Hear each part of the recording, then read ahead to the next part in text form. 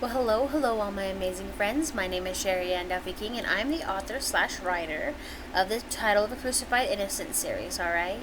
That was book 1. Book 2 is The Prince in a Mirror. Book 3 is Wyler's Water Dweller's Secrets. Number 4 is Epic Thorns of Destitute. Book 5 is Puddles of Chaos. And this book is Secremthia Rewind, Part 1, Book 6, okay? Now we're going to continue on from chapter 11. Thank you so much for being with me this far, and this is such a great adventure. I hope you enjoy as much as I enjoyed writing it. Now let's get going, shall we? Chapter 11, Mysterious Gift. Emily wandered into the kitchen. It was bare of people, yet modernly rustic. Attached to the black fridge was a note folded in half addressed to Emily. We had to leave early this morning. In my office is your B-Day gift. Love, Dad. Be safe tonight. Emily removed the $200 from the folded-up note and went to her dad's office. She always wondered what he did in there. Always secretive. Now Emily opened the door. It was dark. She flipped the light switch. On the desk sat a present wrapped in purple parchment. The black ribbon wrapped around it and attached to an old, tiny paper. Scribbled in Vivaldi, she read her name, but it was wrong. Donna Emily Summers. She figured her dad must have been tired and messed up her name. She picked up the present, but about to open it, the air became chill and the light over the desk grew bright and exploded. Emily screamed, and then suddenly the doorbell rang loud. It startled her. Emily placed the package into her bag and left her dad's office, leaving a mess of glass scattered over the cherry desk. The doorbell rang again. Emily slid it open and was greeted by forest green eyes and the most brilliant smile that she had ever seen. "Hey, Mina, what are you doing here?" Mina brushed her fingers through her dark curls. "Hey, Em, tonight's the dance. Let's head over to the Baker's Pavilion and get some new rags for tonight." Emily nodded her head.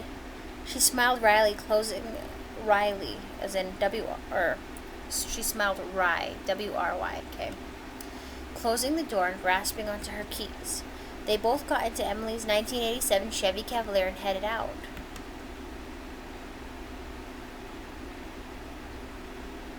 Chapter 12, Baker's Pavilion.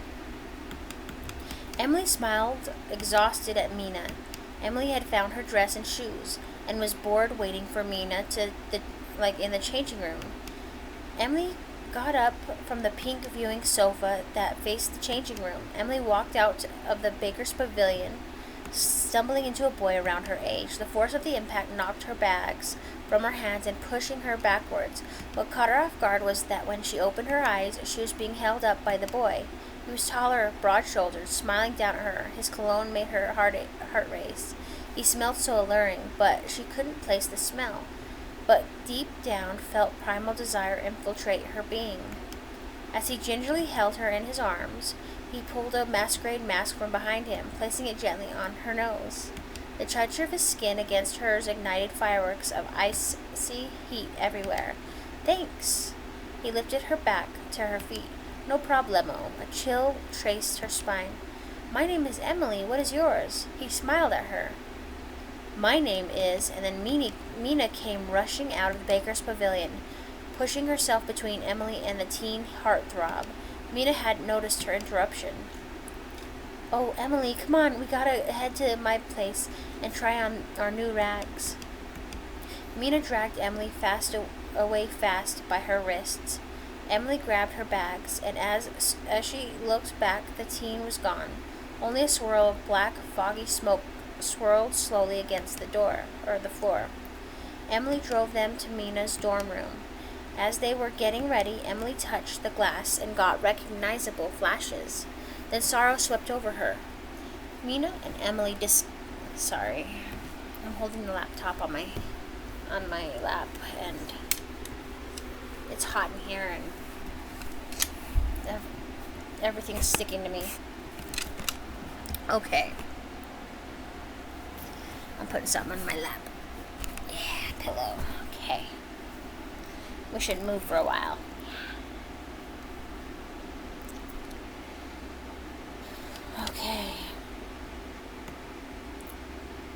Emily dragged Emily away fast by her wrists. Emily grabbed her bags, and as she looked back, the teen was gone. Only a swirl of black, foggy smoke swirled slowly against the floor. Emily drove them to Mina's dorm room. As they were getting ready, Emily touched the glass and got unrecognizable flashes. Then sorrow wept over her. Mina and Emily discussed Riley, wondering where she could be. After getting ready, Emily drove Mina to the dance. They pondered if they would see Riley.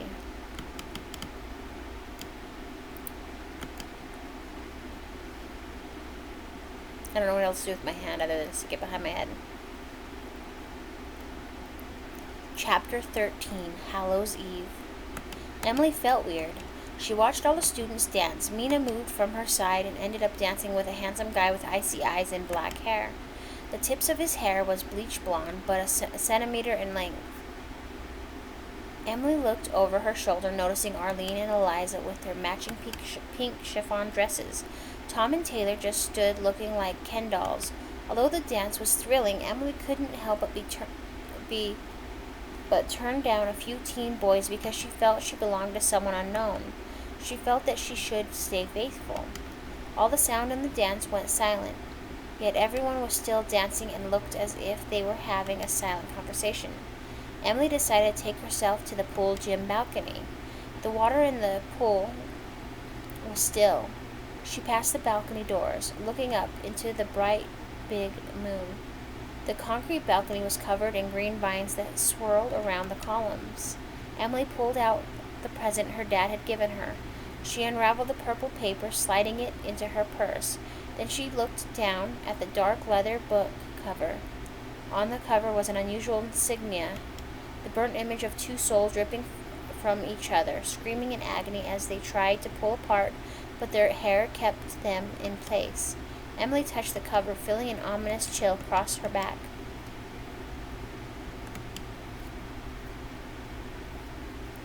Chapter 14, the book.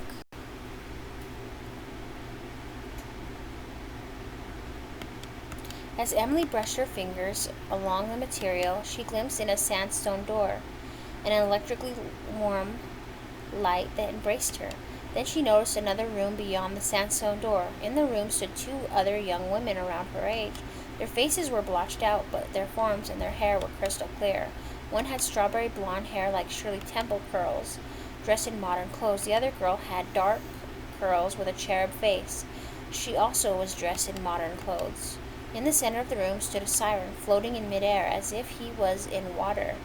He had blonde hair and tan skin. He turned to face her, and as she thought he was going to speak, a horrific sound escaped from his lips. Emily grasped her ears and collapsed to her knees, cuddling them. After holding that pose for a few minutes, Emily decided to open her eyes. She was back on the balcony, the waves of a Belvedere ravine crashing against the rocks below her. She grabbed the banister to help her stand up. As she was getting up, she dropped her book to the floor. The book bounced behind her. Without hesitation, Emily turned and reached for the book. Before she could grab onto the cover, another person picked it up. She stood and followed her gaze up the masculine's form from bottom to top.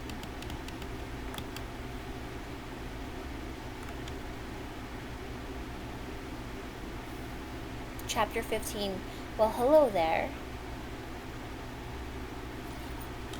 The stranger offered her his hand. With the light of the moon behind her, she could see the teen boy in full view.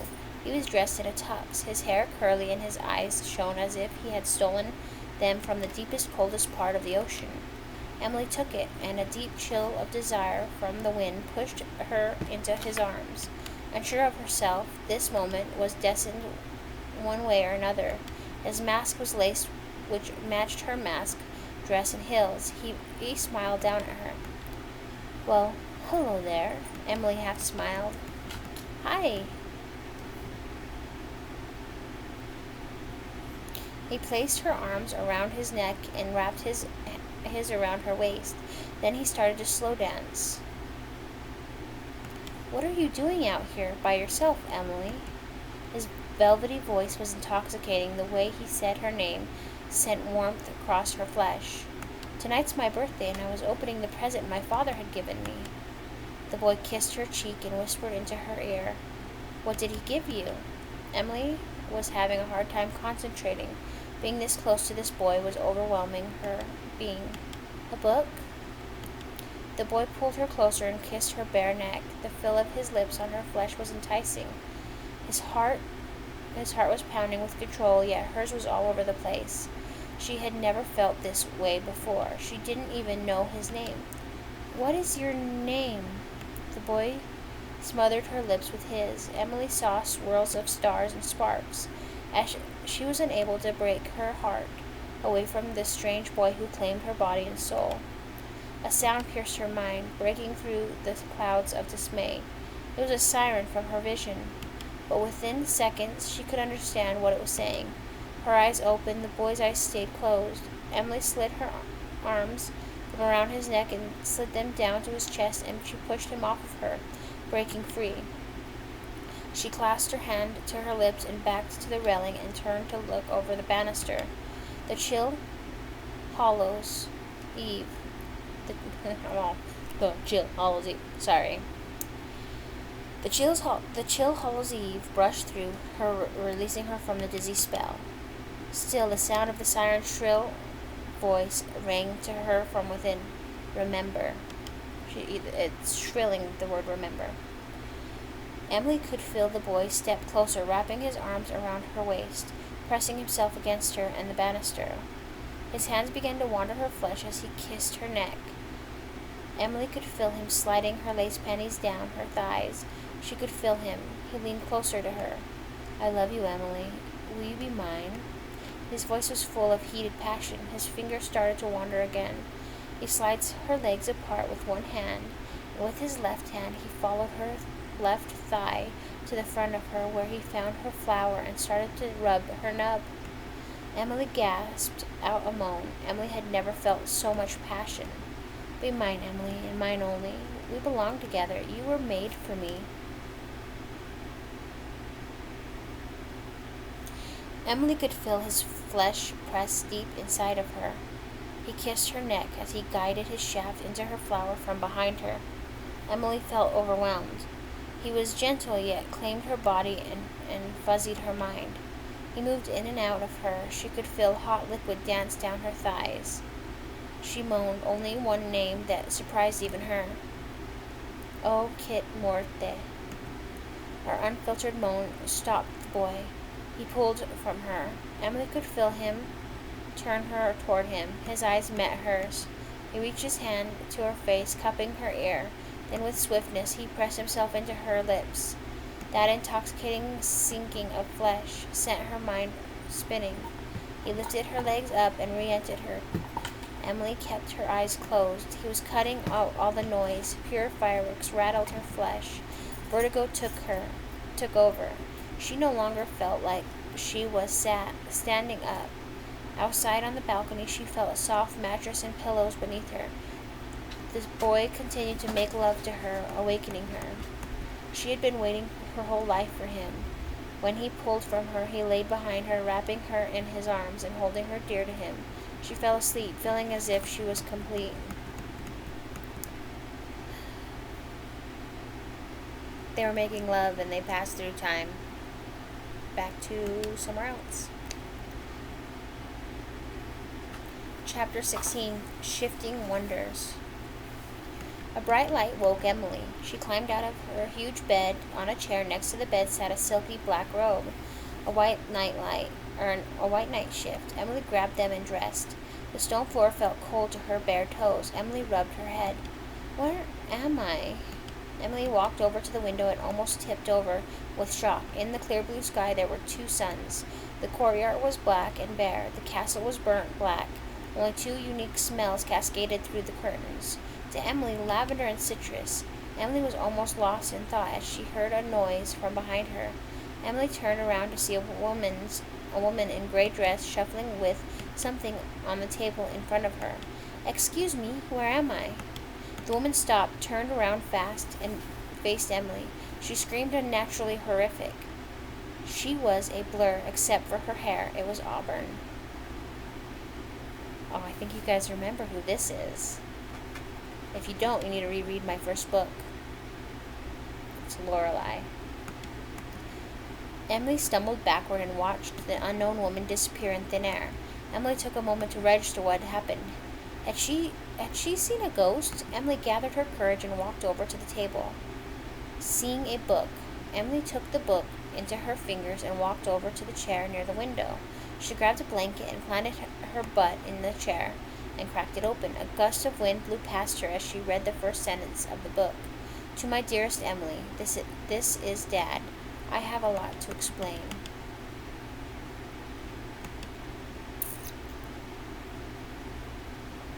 Chapter 17, Stories Revealed. To my dearest Emily, this is Dad. I have a lot to explain. Emily turned the page and continues on. Em, first of all, you are an angel. We believe God sent us you. This story will feel unbelievable, but it couldn't be closer to the truth. You changed a lot of fate. You saved me and my family from my father 18 years ago, and with doing so, you condemned your parents' fate to unforeseen circumstances. The night you were born was the night I was doomed to repeat the last minutes of my life. I was proposing to Mom on the Pavilion balcony of Rosemont Peak Boarding Academy. The moment couldn't have been more perfect, except a shadow knocked the ring from my ring box. As I bent low to confess my heart and soul to Mom, the ring rolled, and I followed it over the banister. The second to last time I jumped, I remember seeing your beautiful face as I cascaded on October 31st, 1985. That time was different, for when you picked up my ring, it pulled me from my karmic cycle. Soon you took me on a hunt for Mom in our first timeline. We found her, Mrs. Ilkers, the principal of our school. But we also found someone else, someone who craved you beyond reason. They pursued you through the trifles of that timeline. But even though you made a deal with him to come back to me, he would come to collect. Your name was changed from Donna Emily Summers to Emily Donna Summers in this new timeline, so he could not find you. But he will not relent. He will find you and he will claim you. I'm so sorry for everything. The final time I cascaded over that banister toward my fated doom, you stepped through time and grabbed my ankle, helping Mom pull me back over. You vanished, but after I took Mom from the dance to sit in the car, I saw you again, your beautiful blue eyes, so intrigued as you watched the shadow pull a baby from a car wreck in front of Rosemont Peak Boarding Academy. I watched the shadow turn to you, and then you both vanished. I jumped out of the car and ran to the wreck. What I found was a sight for sore eyes. My heart ached for the infant I pulled to my chest. The baby's mom cried out only one sentence, "Where is my Donna Emily Summers?" A shiver ran up my spine as she reached for me and then collapsed her last moan. She had died, thus you were an orphan. I took you inside as Mom called the local sheriff. I remember pulling out the ring that almost caused my demise, placing it in your palm, and introducing myself. When Mom asked to hold you, I gingerly passed you to her. Then I heard a scream, one only in my mind. That was where I left the office and ran toward the screaming as it got louder. When you were there, you were, as you are right now, but pressed into the lockers as the shadow man was trying to overtake you. I could not stand someone hurting you. I pulled him off of you and punched him. When we introduced ourselves, it shook me. You reached out and handed me the ring. It had scorched into your flesh, forever connecting us like family. The only proof I can give you is your hand and this article you handed me in 1969. I adopted you that night. After you vanished from my house, I knew that you needed to be loved and protected from the Shadow Man. If you accept his request for you, he will own you. Say no, keep your free will, stay away from Kit Morte.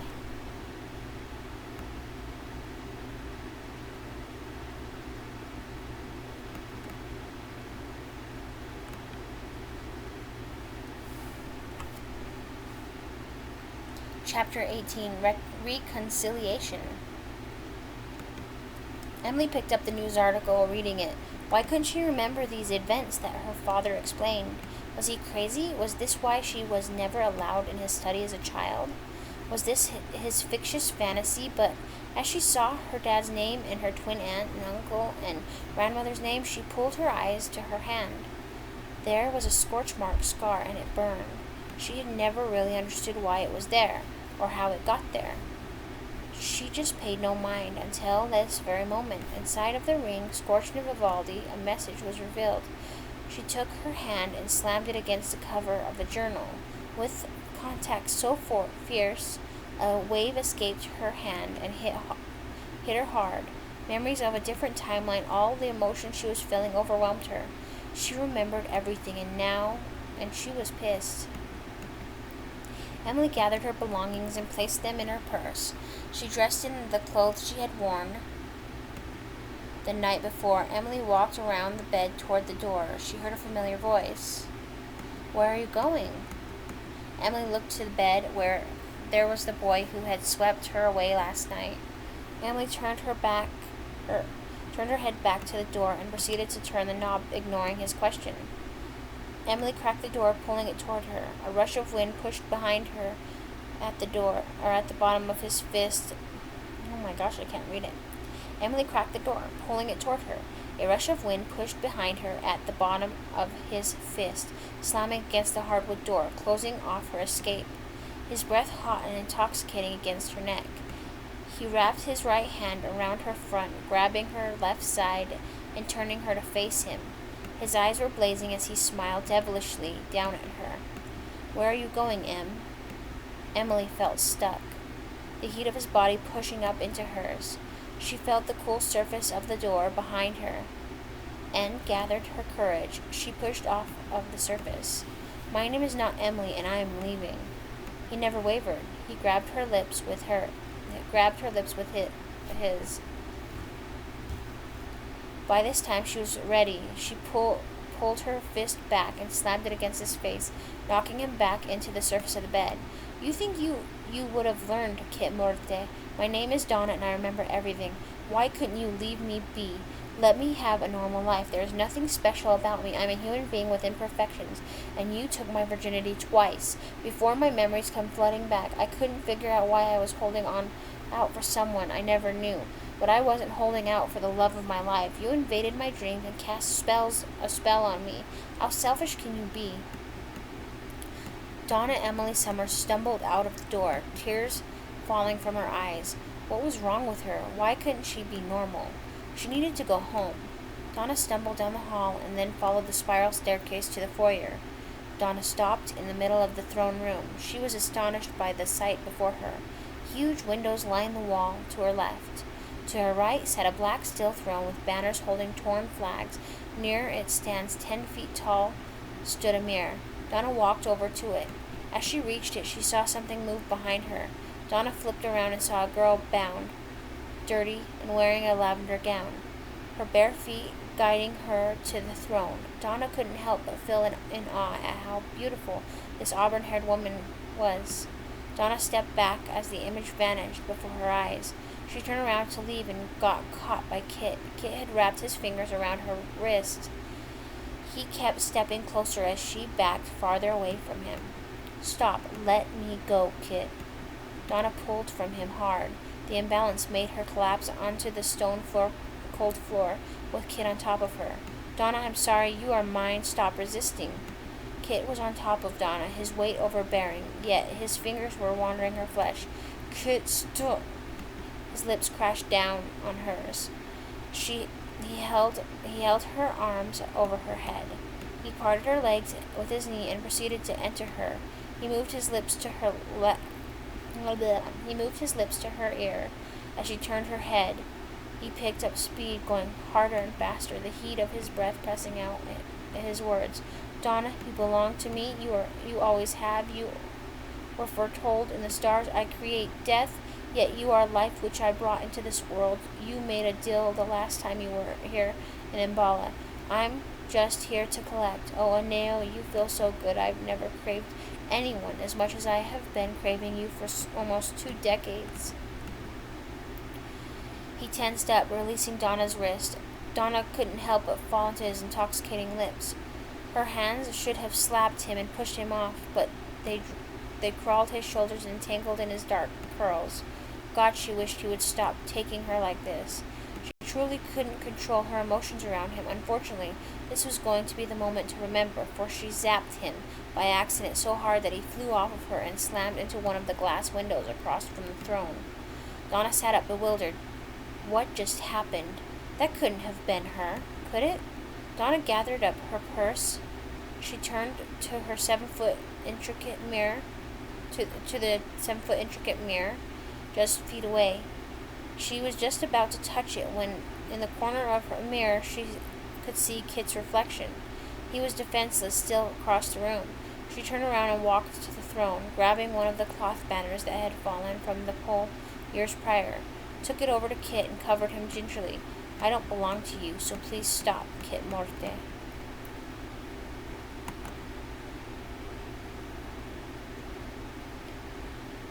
Chapter 19, Shards of Time.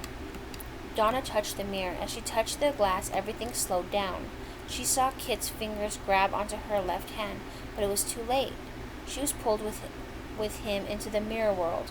What she didn't expect was that when they landed, they were back where she belonged, but in the wrong time. Donna woke up in a field. Next to her was Kit. Oh God, what is going on? Donna cupped her face with her hands. She sat in silence until her hands started to burn. She removed her hands from her face and looked at the scar that was burning. She hissed in pain. She needed to get up and start moving, but where would she go? Donna grabbed her purse and started to walk. Where would she go? Who would believe her? She walked past a corner drugstore. They had a radio out playing Killing Me Softly by Roberta Flack. Next to the radio was a news article machine. She opened it up after dispensing her money into it, grabbing a Belvedere Times Bugle. She opened it up and started to rummage through the article, finding two important things. The date was August 4th, 1976, and the main event was going to be a farewell to summer carnival. Donna needed help. Donna leaned up against the drugstore window, cupping her face, unsure of what she was going to do. She heard a car pull up to the curb. The engine hum was a nice reprieve to the chaos she was enthralled in. The driver shut the door and walked to the door of the drugstore. She could hear them stop and ask, "Excuse me, miss, are you all right? Do you need help?" Donna removed her hands and looked at the stranger, who wasn't so strange after all. "Dad?" Thomas smiled at her. "Hey, Em, what are you doing here?" Donna hugged Thomas. "Oh, Dad, I don't know what to do." Thomas pulled away, then brushed her hair away from her face, glancing toward the drugstore. "Get in, baby. I need to run into Pete's drugstore and grab something for, well, you. You got a super sunburnt, and summer sick." Donna looked at baby. Still the sexiest 1967 Chevy Impala she had ever seen. "Okay, Dad." Donna let go of Thomas and walked to the car, remembering the summer of 1976. Lucky for Donna, Thomas left his keys in the ignition. She turned on the radio, and the same song came on again.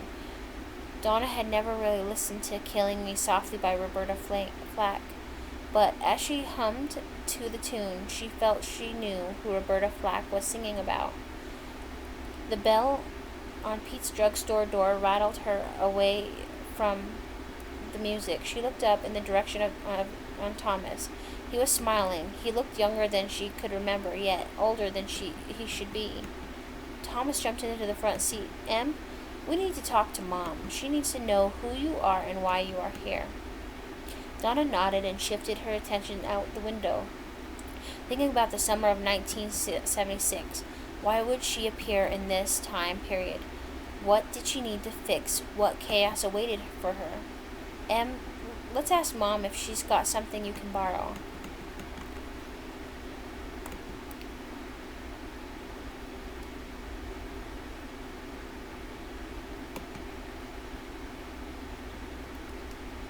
Chapter 20, Certain Truths. Thomas pulled up to the driveway. Donna couldn't believe that they still live at Thomas's old house, but it was different again. The yard was clean, trimmed short, and there were toys and a sprinkler. The house was freshly painted light blue. Thomas had even replaced the front door with a reinforced 3-inch thick office door made of cherry wood. He opened the front door, called out, "Honey, Vic, you home?" He took off his leather jacket and placed it on the chair. Donna winced as flashbacks up to Ernest getting up from the chair, black blood oozing from his face and his horrible demeanor. The light flickered on as she glanced up to the banister from the floor above her. She saw Ernest dangling and Kit Morte holding him up. The conversation was heated. Ernest dropped. Donna cowered and closed her eyes, expecting to have Ernest land on her, but nothing happened. "Em, you okay?" Donna pulled from her cower, holding Thomas's hand, seeing green. "Yes, Dad. Just having heavy flashbacks." Suddenly a beautiful vision appeared in front of Donna. The woman was older but still young and beautiful. She smiled. "Yes, darling Tommy, I'm here. What is it you need?" Thomas looked at her. He smiled. "Come here, love. We need to talk." Vicky walked over to Donna and shook her hand, smiling, then returning her attention to the couch. "Hello, my name is Vicky Franks. What is your name?" Donna looked down to the floor, then back into Vicky's eyes, smiling as polite as she could. "Hello, my name is Donna Emily Summers. We need to talk." Vicky stood shocked. Then a small noise caught everyone's attention. "Mommy? Daddy?" Thomas stood, then rushed over to the voice, unsure of what would happen if both versions of Donna were to encounter each other. "I'll get her taken care of. You two need to talk. I'll be back as fast as I can." The air shifted. Vicky remained silent. How was Donna going to explain everything to Vicky? To Mom? How had she done it when she stepped back into 1969? "Vicky, it sounds unbelievable, but I'm me." Donna reached into her purse, pulled out a leather book that Thomas had put together for her to keep her safe from Kit Morte. Donna walked over to Vicky and handed her the book. As Vicky took it, she grabbed onto Donna's wrist and pulled it back to her and opened Donna's palm. The scar burned bright. Donna hissed in pain. Vicky pulled off her ring and looked at it, and it matched to Donna's scar. Vicky's eyes widened. She did the unthinkable. Vicky stood up, pulled Donna into her. "It's real. You're real. It's funny how something so small could cause such chaos and tragedy." Vicky released Donna and sat down, opening the book and reading everything. When she was finished, she closed the book and looked at Donna. "Explain from your point of view what is going on."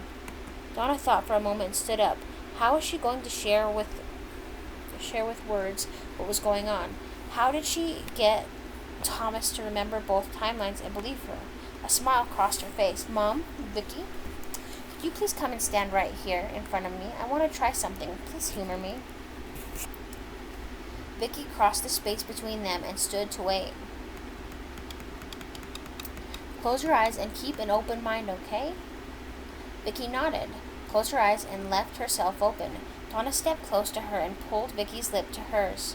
Vicky stiffened up, looking at Donna, then fell into the kiss. And once she relaxed again, everything flooded her mind. Alternate timeline memories, then the rewritten timeline. She could see from Donna's eyes everything. Donna pulled away from Vicky. Vicky opened her eyes, pressing her fingers to her lips as she recanted everything. "It was you." Donna stepped back as Thomas stood, shocked at the kiss between them. "Surprise! I changed all of our fates, and somehow I have returned to change something again, but this time, this year, I just don't know what yet." Thomas stepped forward with some clothes of Vicky's and some tennis shoes, handing them to Donna.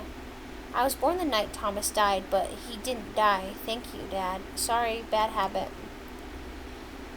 Vicky pulled Donna into a warm hug. "We adopted you, changed your name, and have tried to keep you safe. Of course, you can still call us Mom and Dad. We will still help you. But we have to do it from the shadows or sidelines. We cannot let Kit get to your younger self. It's best if we keep this as far away from her as possible." Donna nodded. "Yes, that is a smart, Mom. I've been trying to think about why I'm here, but I cannot figure it out." Vicky pulled from the hug. "Have you tried rereading the journal? I know your dad put it together because I have a wide collection of poetry he has written me since childhood.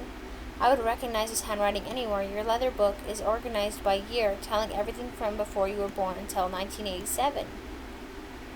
Donna was awestruck. How could she not be?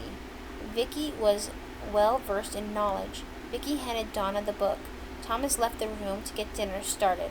While Vicky left to get laundry done, the silence was nice. Donna changed her clothes, putting on the white blouse and jeans, white ankle socks, and tennis shoes. Donna sat down on the flower couch, opened the leather book, and started to skim through chapters. Then she found it. She pulled the book closer to her, and something fell out into her lap. She reached down and pulled out a lilac flower attached to a sterling silver chain. A note was attached. Donna read it aloud. My darling Donna, fate has pulled us apart. This flower grows everywhere. Wear it and think of me. It will protect you from the chaos. Lucinda created it for you. Love always, your mom, E. Donna was struck with an ache in her soul. She pulled the lilac necklace over her head. It sat dainty against her heart. Summer of 1976.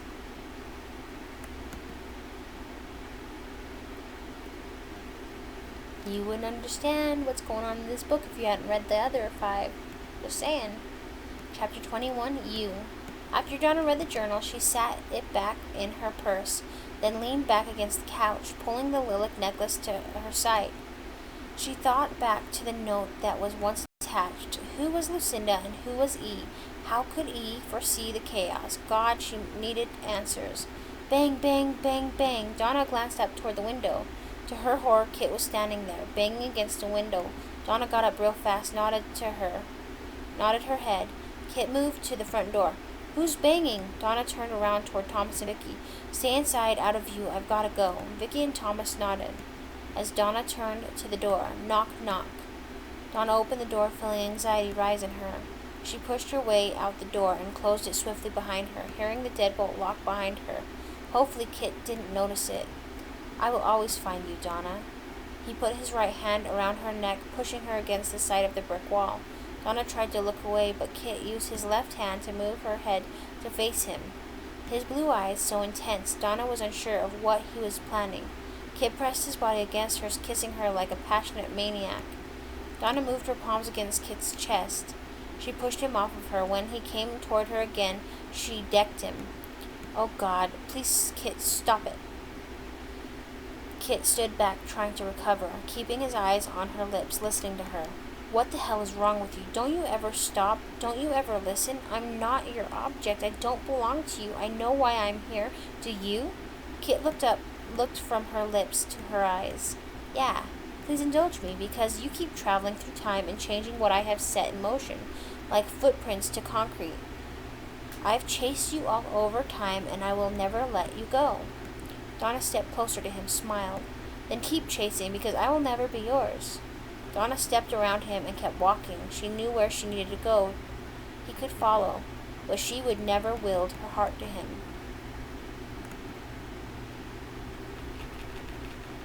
Chapter 22, The Twig Smith Bridge. It's a real bridge, by the way, in Vermont. In Belvedere, Vermont. The sun started to set, but for some reason, Donna couldn't pull her eyes away from Mina and Wesley. They ate hot dogs while enjoying their time together. She had never seen Mina so happy. Donna watched Mina and Wesley playing in foot paddle boats that were shaped like adorable animals. The Belvedere pond shimmered under the start of the fireworks. Donna felt a chill dance up her spine as she watched fireworks boom above her head. Well, look what we have here, fellas. The whistle that one of the guys let loose caught Donna by surprise. She was surrounded by a group of males I'm so tired, I'm sorry. The whistle that one of the guys let loose caught Donna by surprise. She was surrounded by a group of males. Startled, she stood back, backing into the wall of the bridge. The leader grabbed her by her chin. I bet you'll be a lot of fun. His free hand, he started to slide his palm over her breast and down her side. Donna moaned in disgust momentarily.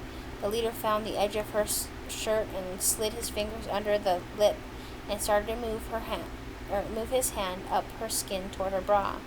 His touch was revolting. She could only compare it to one Mel, and she would rather have Kit touching her than this guy. His breath reeked of beer. Donna turned her head away from the leader. He placed his lips on the nape of her collarbone, kissing her flesh. He moaned and pressed himself into her. Thank God Donna was wearing jeans, but she could still feel his shaft pressing against her. She shut her eyes in disgust, trying to figure out how to get through this. Vroom. Someone on a motorcycle skidded through the tunnel, turning on their side and drifting into a group of guys that surrounded Donna, knocking the leader off of her and onto the ground. Donna was then huddled, cowering. Donna opened her eyes to see a guy wearing a helmet get off the bike and start to fight with the group. The leader stood up and started to punch the mystery man, knocking him on his ass. Donna had to do something. She stood up with an unparalleled act of sheer shock.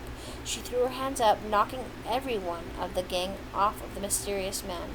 The shield was lime and bright, making the group cower and run, with their tails tucked in all the way home.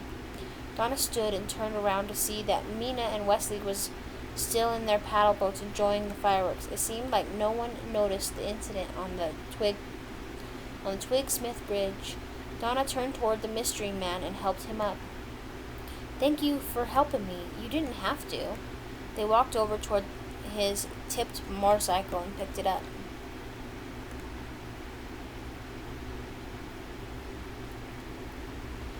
Chapter 23, Hidden Beneath the Willow Tree.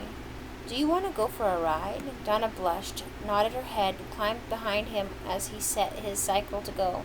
She wrapped her arms around him. He felt familiar to her, his body giving off an intense heat. Donna started to fantasize about what she would do to this mystery man once they stopped. Soon, not too far from the bridge, they stopped, and he guided her to a little path in the woods toward an old willow tree and a picnic blanket that was hidden to the public, yet gave an ample view of the Twig-Smith Bridge. Donna, I'm sorry, I love you. I realized that I was wrong, and I wanted to do something selfless and sweet for you. I'm in love with you. Please understand that all these years I've doubted my role in reality and the destiny that fate has pushed me through. I'm sorry for making you feel like an object. You are much more than that to me. I wish you could see what I see when I look at you. Donna didn't need him to reveal himself to her. She knew who he was, and what he did on the bridge will burn her soul forever. She knows she doesn't belong to anyone, but at that moment she let her sanity and passion slip and made him think she was his. But instead of him taking her, she claimed him, and the fires burned. Donna removed his helmet, his icy eyes overcast in confusion as she claimed him.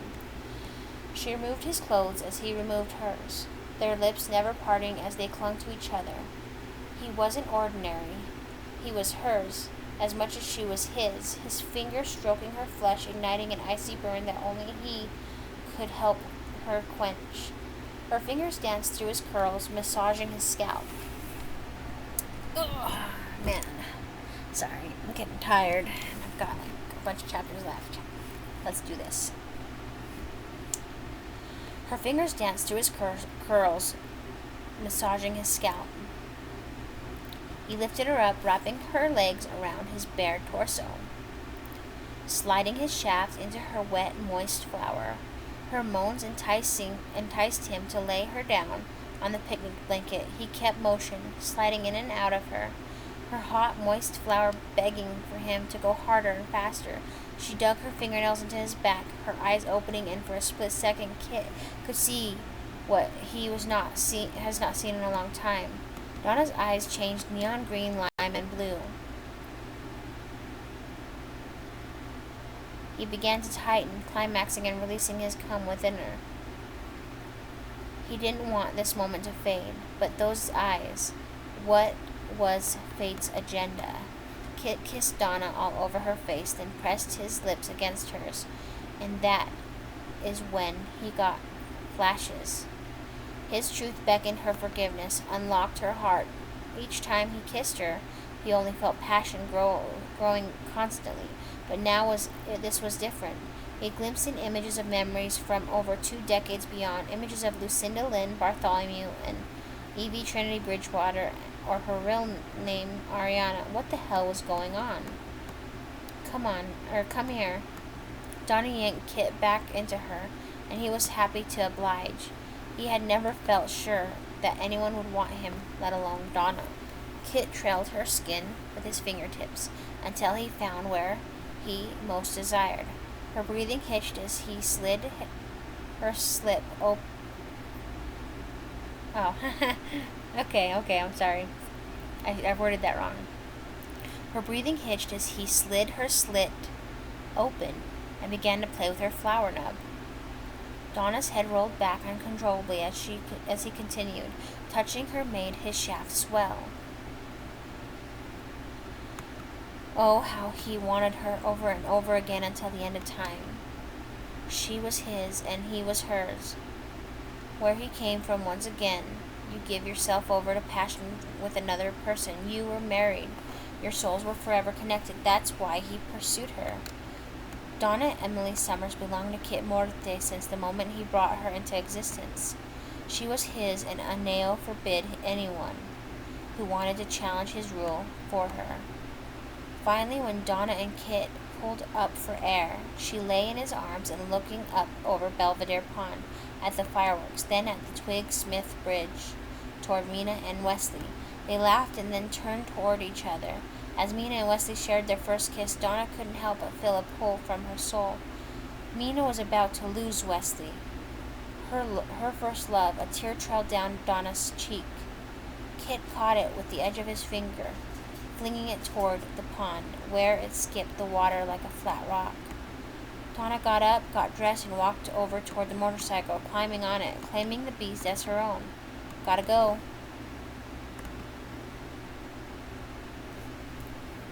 Chapter 24. Storms of Love. Donna placed the helmet on her head and sped off, going where she knew Mina and Wesley was headed, to their homes. She parked the motorcycle across the street. Then she sat on the curb and waited for the two 7-year-olds to come home. For Mina, Donna had to figure out what happened. Only those two know what happened. Donna would change fate and bring Wesley to safety for Mina, no matter what. Mina was like a sorella to her. She couldn't go home without helping Mina. Sorella is Italian for sister, okay? Mina and Wesley pulled up to their drive and parked their bicycles. Wesley held Mina's hand and walked her to her front door. Wesley pulled a lavender flower from behind his back, giving it to Mina.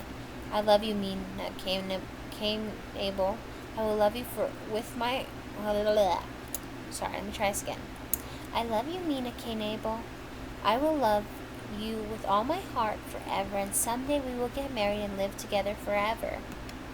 Then Wesley did something that Donna wouldn't have expected a blonde-haired, blue-eyed, 7-year-old little boy would do. He kissed Mina, then went home.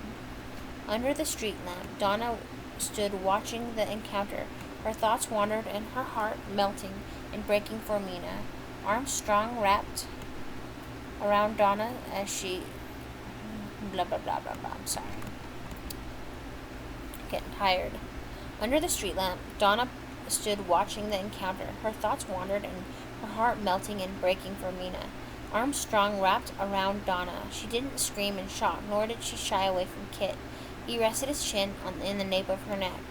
I wish I had a simple love like Mina and Wesley's, young and precocious, full of innocence, no secret manipulations, just pure.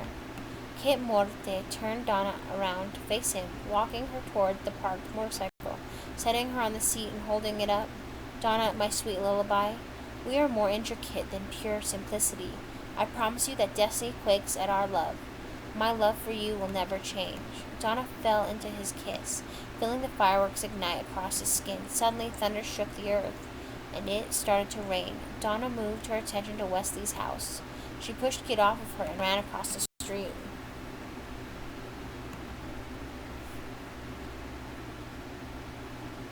Chapter 25, Bleeding Palms. A shadow appeared in Wesley's room and guided him from his bed in a slow trance. Donna was silently freaking out. She turned to Kit. Get us in there now. Kit wrapped his arms around her, and then they appeared in Wesley's room. Donna let go of Kit and silently followed Wesley into the bathroom. The shadow guided him The shadow guiding him was no longer visible from the outside, but Donna could see that the shadow was now inside of Wesley. Wesley climbed onto the toilet and onto the sink, turned to face Donna, smiling devilishly at her. In a voice so inhumane, it spoke. "Hi, Lullaby. I see you have made it back to me again. Too bad you won't be able to save dear Wesley. Be seeing you soon." Donna reached up to grab Wesley from the mirror, but he vanished as soon as he touched the surface, leaving a bloody handprint on the inside. Kit grabbed her and pulled her behind the curtain as they heard Wesley's mom, Mrs. Harrow, going nuts searching for Wesley. Mr. Harrow talking loudly on the phone to the police.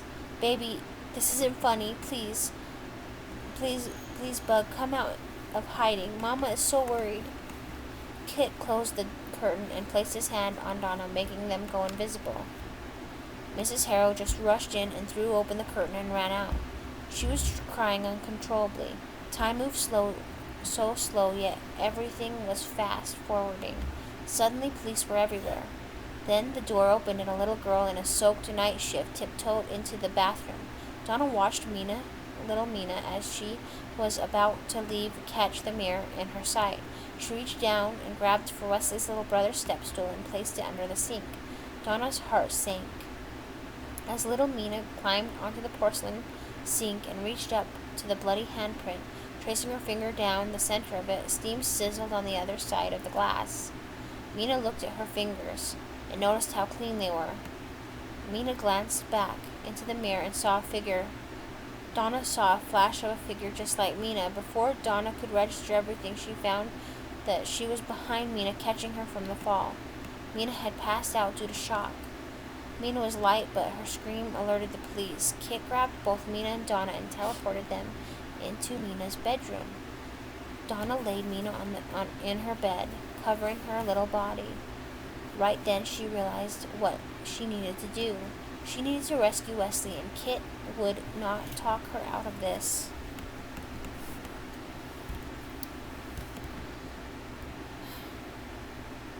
Chapter 26, Pressure. Donna reached for Mina's doorknob as Kit whisked her up in his arms and teleported them outside. The vertigo hit Donna hard this time. Rain fell hard against her skin, soaking her to the bone. As soon as she caught her breath, Kit was coming in close. She was backed against the tree, fog enveloping her waist. "Sweet Donna, I've been so patient. Can you not see that you should never change fate? I found you faster than you could possibly register. Changing this changes nothing. Only brings me closer to catching you, my luscious strumpet." Donna was confused. "What are you talking about, Kit? You were in there helping me." Kit Morte stepped closer to Donna, the heat of his body pressing against hers. "Wrong. I was taking dearest Wesley to Athormia. Your 1987 Kit vanished as soon as you saw me."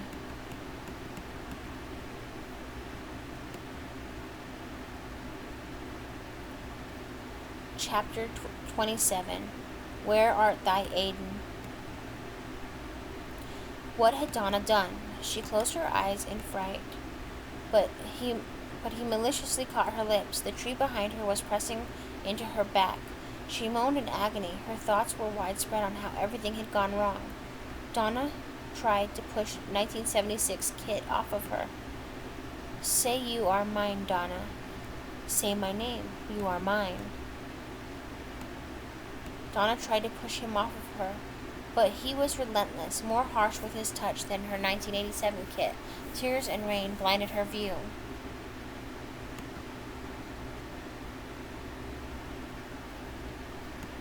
Kit Morte, "Now get off of Evie's daughter, you vile cretin."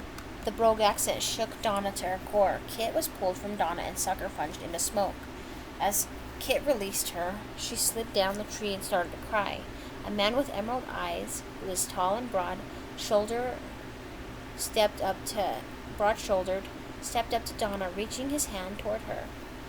"Hello, Miss Donna Emily Summers. My name is Aiden McTavish. Lucinda sent me for you." The thunder crashed down on Donna, or so she thought. Maybe the storm was coming from within her. Somehow she had collapsed in Aiden's arms, his hands touching her head as he says something in Eldorien. Shlivono viak mi tresorbak. Forgot about this chapter, I'm sorry. Chapter 28, Emerald Eyes to Disguise. Aiden McTavish picked up Donna and carried her toward Wesley's house. Bypassing all the police like the invisible wind, he smiled to himself as he walked up to the carpeted steps toward the bathroom. He cradled Donna as if she were his and Evie's daughter. The bathroom door slid open and he stepped in front of the mirror, pulled out his hand, and pressed it against the bloody handprint. Schwoomped! The mirror realm opened up and devoured Aiden and Donna. When they were on the other side, Aiden released his hand and the mirror locked. Aiden walked Donna toward a bed and gingerly laid her down. He covered her with a black comforter, shifting her hair from her face. You have no idea what is in store for you, little one, but you will, and once you know what you are going to do, I will be here with you every step of the way. May your dreams be sweet and full of all those memories you never got to experience with your mother, Evie. Chapter 29, what? That's a yell mark, question mark. Donna wakes up, immediately noticing the vast collection of mirrors surrounding the bed she was in. They were tall, seemed to go up to the shadows of the ceiling. She rubs her eyes and glances over to Aiden. Who are you? Aiden steps closer to her and points to the bed, quietly asking if he may sit next to her, which took Donna by complete surprise. She nodded. My name is Aiden McTavish. Donna took in a deep breath. Nice to meet you, Aiden. Where am I? Aiden's emerald-colored eyes caught hers. He smiled. Athormia, hallways of truth, realm of the fated. Donna's smile dropped with pure shock. What? Aiden looked at her. Let me try something, may I? Donna nodded, and for some reason she felt safe with Aiden. She couldn't help it. He gave off the same vibe that Thomas did when she would be near him. Aiden scooted closer to Donna and took her face in his palms, tilting it downward. Close your eyes, lullaby. Donna closed her eyes. Aiden pressed his lips against her forehead. Images fluttered past her eyes. She could feel the neon colors of lime blue lavender shooting from her corneas. Images of another world. One image caught her by surprise. The blonde merman in the tombs of Secremthia.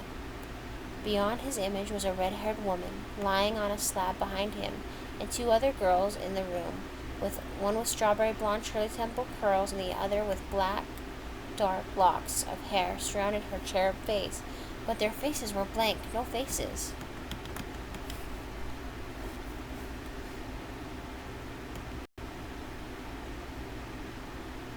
Chapter 30, Velvety Red. Donna pulled back from Aiden. The whirlwind of images overwhelmed her. She had no idea how to process all the information. Donna stood up and started to walk along one of the walls covered in mirrors. Donna, don't touch those mirrors, no matter what they show you. Donna turned to Aiden. What do you mean, Aiden? Aiden walked over to her. Those mirrors are not just mirrors, they are portals to Anael's deepest past. Donna tilted her head. Anael is our god. He goes by God in the world you were raised in. Donna smiled, turned, and started to glance in the mirrors. They all seemed to be blank except for one. Donna stopped in front of the one that revealed images. Beyond the glass she could see Kit. He looked more sinister than she remembered. His eyes were no longer icy blue. They were demonic, blacker than his soul. He was talking to another creature she assumed was a Flugon Nemesis. Aiden stepped closer to her, glancing in the scene. Yes, Nemesis. Nemesis, after the fall of his beloved, he died fighting his twin. He became a Flugon, always tempting fate for his beloved's return. He plotted and persuaded King Caleb's love, and set off an endless war that your mother Evie spent her whole life fighting to change fate, although it seems to change nothing except how many children she has and is aware of. Donna watched Kit talking to Nemesis. Then Kit pulled Wesley from behind his back and threw him at Nemesis. Nemesis smiled, and they both grabbed Wesley's hand and each pulled. Wesley split in two, no longer one boy, but two. She screamed, "No." Okay, no. Aiden pulled Donna away from the mirror as she was about to dive through. That son of a bitch knew I wanted to change Wesley's destiny, and he lied. He took Wesley from his bed and hurt him. How am I going to warn Mina and help her fix this? Aiden hugged Donna as she sobbed. Lullaby, let's talk to Lucy. Aiden pulled from Donna and guided her toward a long velvety red cloth that reached into the shadows of the ceiling. He grabbed a cord from behind the mirror and pulled. The velvet cascaded downward, so slow that the sound seemed to have vanished for the entirety of it. Another mirror was revealed. Donna touched the surface with me. Donna touched the cool solid. As she did that, Aiden also touched it. He vanished as another image appeared, smiling. Well, hello, Donna Emily Summers. We have a lot to discuss. Don't worry about Aiden. He has places to be, people to warn. It's the end of book 6. I'm excited, are you?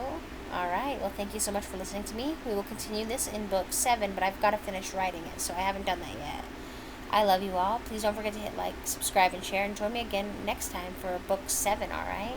Secremthia Rewind, Part 2, Book 7. I love you all. Have a great day. Bye.